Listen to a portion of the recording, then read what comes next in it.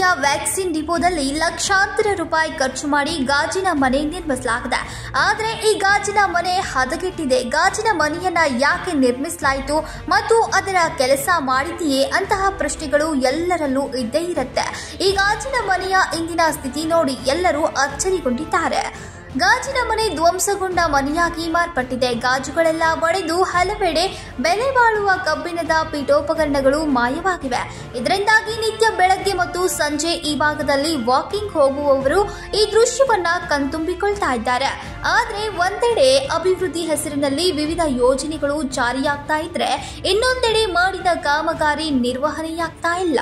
Mahadev Pawar, KMM Kannada, Belagavi.